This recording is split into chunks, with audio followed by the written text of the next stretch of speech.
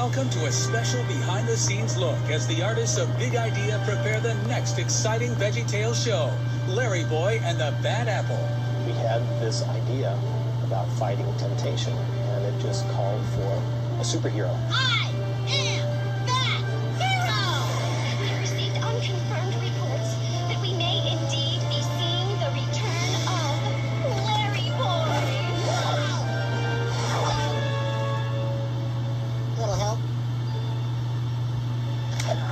Larryboy, he'll typically battle a vice. He battled, the fib from outer space, and then he battled the rumor weed. Here he's doing battle against temptation. Temptation?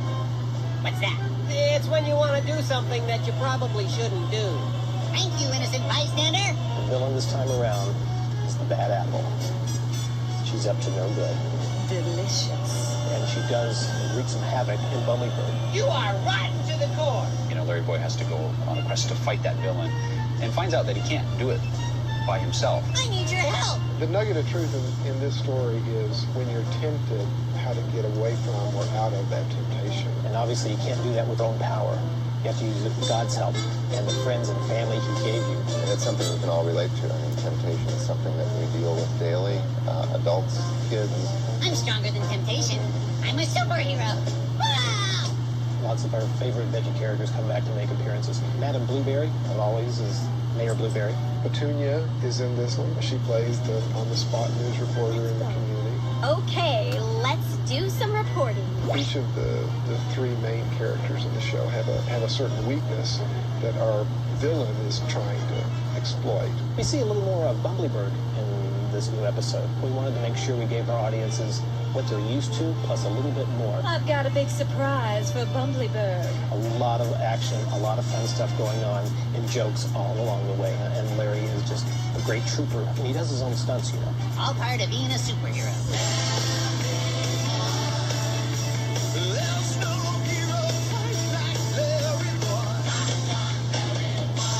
Wherever there is trouble, I'll be there. Whenever a helpless vegetable calls out, call the police! I will answer. Evildoers, beware! You are no match for the awesome power of Larryboy and his super suction ears!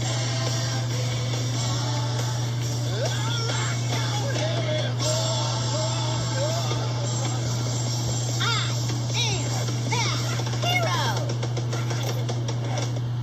It's apple picking time. They're coming, ready for battle.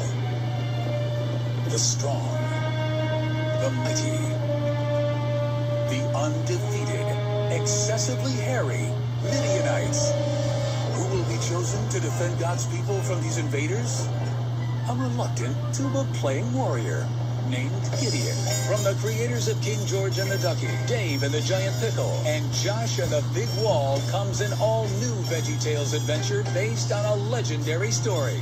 Can a few good veggies stand against an army of thousands? Can a nation be defended by horns and flashlights? Find out in this story of courage, belief, and trust. Gideon, a lesson in trusting God. Coming fall 2006 from the studios of Big Idea. Sunday morning values, Saturday morning fun.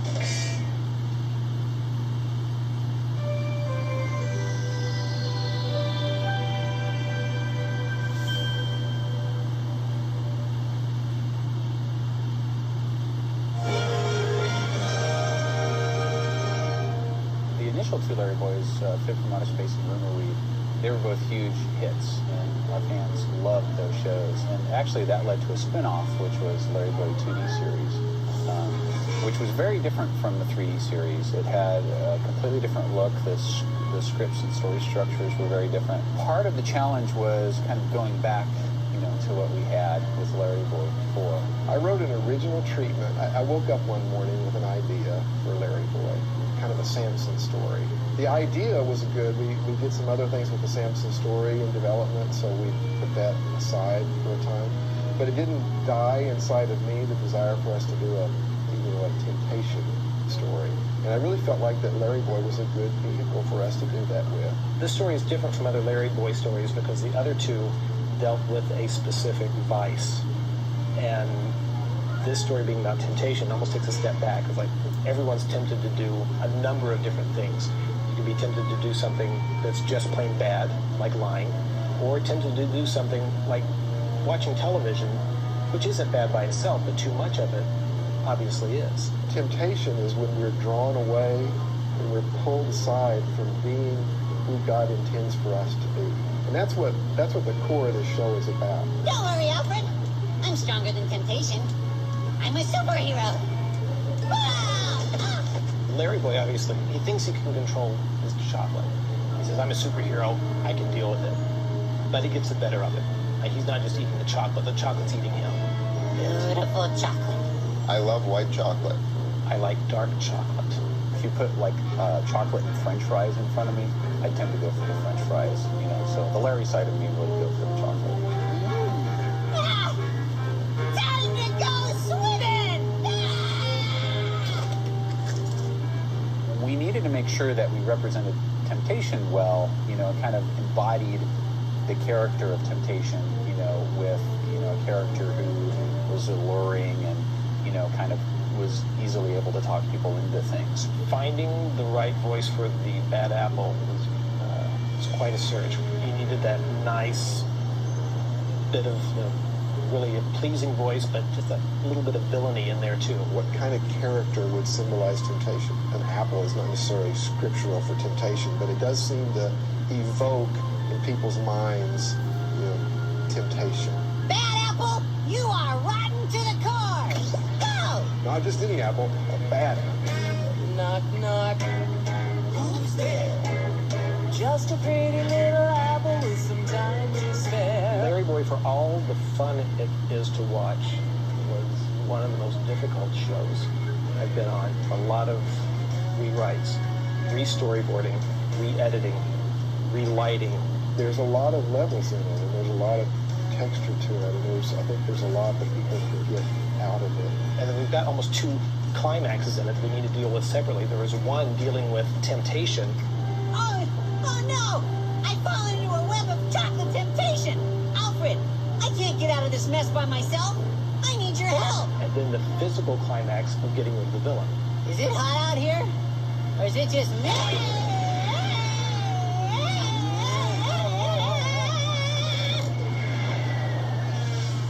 It was a huge action sequence. And this whole big thing at Bumblebird Park with the giant apple and the big spider legs and the webs. And Larry trains for months before doing any Larryboy episode, you know, with his super suction sit-ups and, you know, he does Stairmaster and bench press, of course, and he does all his own stunts. it took him a while to get used to using the plungers as a mode of transportation. We had to re-rig them to support his weight. He put on a couple pounds since the last show. Larryboy had a weakness for chocolate. That's why I needed the help of the good friends that God gave me to keep chocolate from getting the best of me. We all are subject to being drawn away by temptation. Learning how to deal with temptation is really important for kids because it's something you're going to deal with the rest of your life. I mean, you're a kid, it's usually smaller elements, smaller temptations like food, like some candy, being tempted to eat too much candy or to watch TV too much. And we need to be able to say to a friend, another godly person, look, I've got a problem with this. I'm weak in this area. I need your help. You know, I want you to know this. Being able to admit that to somebody is half the battle. To have people in your life that you're not afraid to confide in, that you can trust and you can open up things that you're dealing with to them. It's a way to help you grow. Just remember, God made you special. And he loves you very much. Goodbye!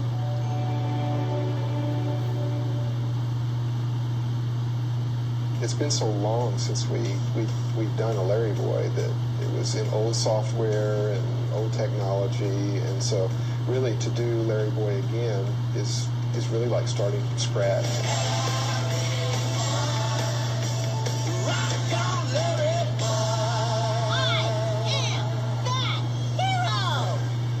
We thought, well, if we're starting from scratch, let's look at this. Do we have to do it the same way? And let's make Bumblebird grow up a little bit. Let's put some taller buildings in and push the adventure side of it. Most comic book shows or movies, every time they go back to it, a lot of times the location that the show takes place in is altered. And so, to get his plungers to stick and for him to be able to be mobile through the city, he needed bigger buildings. And so Bumblebird got a little bit bigger. The script called for a big festival in the downtown, or the park.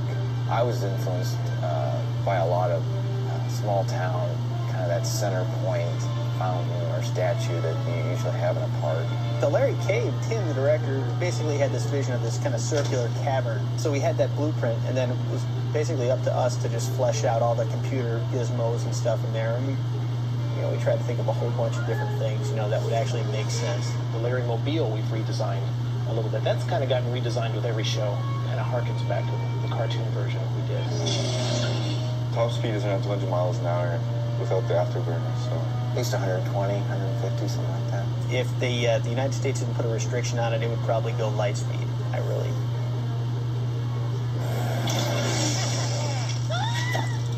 always like to do a voice in my show, so I picked Curly, this carnival barker. Hey, yeah, right. Kind of guy with his fedora tipped over one eye. Yeah, right. Very smooth. I did a quick animation cycle. I didn't want him slithering like a snake, so I made him move kind of, springy. Now, great Uncle Ephraim, our time has come. It was a fine line to walk to make her villainous but not too scary. Temptation should look appealing, but the part that you don't see is that underneath, it's dangerous. This is actually the first time in a while that we had a character with legs or arms. We had to be careful not to make them too pointed, too sharp looking. She's got 6 instead of 8. Somehow it's too less scary. Well, we had to redesign Larryboy before. All his collar and his belt and everything pretty much went straight across his body. And I thought, well, let's angle a little bit. His belt is a little bit of an angle. His collar comes up a little bit more. It gives him a little more action feel when he's standing still. Well, when we get Larryboy, his outfit is all gray. We do all the, paint the characters, the outfits, anything that isn't provided by the company. Like if there's something very specific, we got normal Larry, we've got Larryboy in his little sweats outfit, Larryboy in his program outfit. The further a building is in the background, usually the less detail we can put into it, and then the closer it is, the more detail it has to have. Because you don't want to waste your time putting a lot of detail into something that doesn't get seen. You don't really see inside the bathroom, but there's, little toilet, little painting, or little pictures on the wall. Like, it's a really detailed set. The textures that we make, it's kind of like it's a flat image, but that goes on a 3D object, I guess like a ball, and then having a flat piece of paper when you wrap it around where the edges meet each other. We have to make sure it lines up, and that's what we would call a scene. If we can't fix a scene, we try to hide it so that it's on a part of an object that you never see. I usually start off by listening to what's being said in a certain shot. This is a storyboard. Sometimes even write down what is being said and sort of think about how I'm going to act it out. So I'll maybe do a little thumbnails and pose out the character from that one picture that we saw in the storyboards. I drew 4 other ones just to get a better idea of what I want to do. And we'll transfer these poses. And this is the final render. See you back to the Larry Cave. Over now. You start with one light, and that's mainly your first directional light. What the shadows will come out as. Minor rims or any other pieces, you just go right in and start adding the subtleties that is our job. And eventually we do put the characters over top of that. What we do is we light them individually. You match them to the set, and then you try to pull them out just a little bit so that they stand out. No energy. Need chocolate. I was excited to be coming back to Larryboy because I knew that the music was going to have some great opportunities to further the story. It can be a challenge to find the balance between, okay, what drives the scene and makes it intense, but doesn't scare a little child, because they do sense something's going to happen because I hear scary music. Curly, you've returned. Come, tell me what you've learned. some percussion in the background that's always driving something. It doesn't have to be real big. It can be, I used a little scraper on some things. I used some little drums that I was playing throughout scenes that just keep you on edge and know, okay, something's not quite right. Something needs to develop here. And within that bed of movement underneath everything, then as action is happening, you can accent certain beats. Larryboy comes in, so you go, ba-ba-ba-bum, bum-ba-bum-bum-bum. Now Bad Apple comes in, da-da-da-da-da-da-da-da-da. The credits roll is one of my favorite parts, because it gives a little synopsis of our music from the show. Once I'm finished with them, I'll be the one in control. The original Larryboy theme song was much more kind of R&B and you know, a lot of fun, but we thought it'd be great to just consider other ideas for a Larryboy song and what that might look like. It pulled in a couple different writers to pitch us some different ideas. The moment we heard it, we realized we need a hair band to sing this song. So what vegetable has hair? Well, corn has hair. And then Todd Carter, who's our boarding artist, did a marvelous job boarding this segment.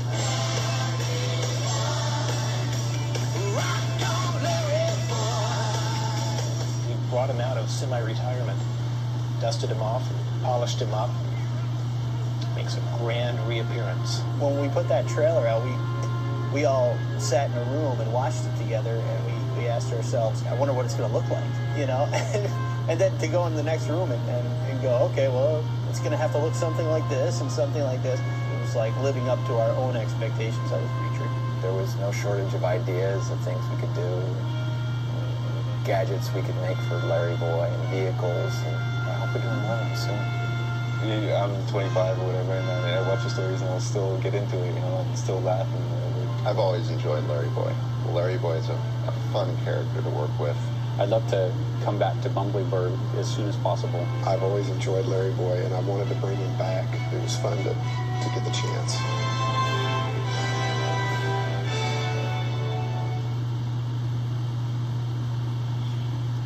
Hi everyone, Larryboy here. This is Greg Hardy. He's a character artist here at Big Idea. Today, he's going to show you how to draw me. Hi everyone, Larryboy here. This is Joe Spanniford. He's a concept artist at Big Idea. He helped to redesign the Larry Cave for the show. Today, he's going to show you how to draw Bad Apple. The stripe on his helmet, on the fan, is going to be yellow. And we'll use the yellow pencil again for this round thing on his head where the plunger comes out. And we'll make the stick on the plunger yellow. And we're almost done. We're going to use red. You can use pink if you want, but I'm going to use red because I don't press very hard. And I'm going to color the plungers red. And then the one on the left.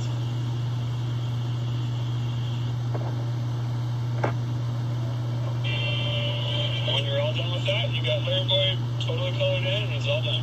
And I'm sure you did a great job on your drawing, and if you want to do it again, just play the DVD again. Thanks, kids.